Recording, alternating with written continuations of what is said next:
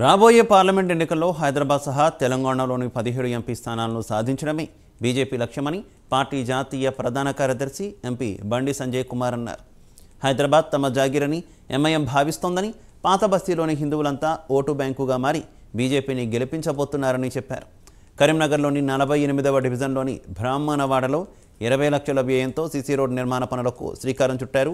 అనంతరం 8వ డివిజన్లో ఎంపీ లాడ్స్ నిధులకు సంబంధించి 10 లక్షల వ్యయంతో సీసీ రోడ్ నిర్మాణానికి శంకుస్థాపన చేశారు.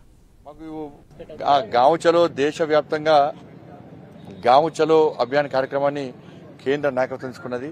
దానిలో భాగంగా ప్రతి నాయకుడు ఒక్కొక్క గ్రామానికి వెళ్ళి ఒక్కొక్క బూత్కు వెళ్ళి దాంతోపాటు నగరంలో కూడా ఒక్కొక్క డివిజన్ వార్డులకు వెళ్ళి రాత్రిపూట అక్కడనే బస చేసి కేంద్రం ఇచ్చినటువంటి ఆ సూచనలకు అనుగుణంగా వాళ్ళు అక్కడ సమావేశం ఏర్పడేసి రాత్రి నిద్ర చేసి రావాలంటున్నారు. 24 అవర్స్ కార్యక్రమం వాస్తవానికి కూడా, కానీ ఉన్నటువంటి షెడ్యూల్ ఒక ప్రాంతంలో మాకు ఫలానా నాయకుడే రావాలని చెప్పి కోరడం వలన నైట్ కంపల్సరీ నిద్ర చేయడము, అక్కడ కార్యకర్తలతో మాట్లాడము, అక్కడ మహిళా గ్రూపుతో మాట్లాడము, వాళ్ళ చారిత్రక కట్టాలంటే వాళ్ళని వాళ్ళు సందర్శించడము, న్యూ ఓటర్స్తో మాట్లాడడం, ఏదో ఒక కార్యక్రమం తీసుకొని రావాలని చెప్పి ఒక నిబంధన ఉంది. కాబట్టి గాంవ్ చలో అభియాన్ ఈ రోజు ప్రారంభమైంది. నేను కూడా ఈరోజు హుజాబాద్ నియోజకవర్గానికి నేను కూడా పోతున్నాను. రాత్రి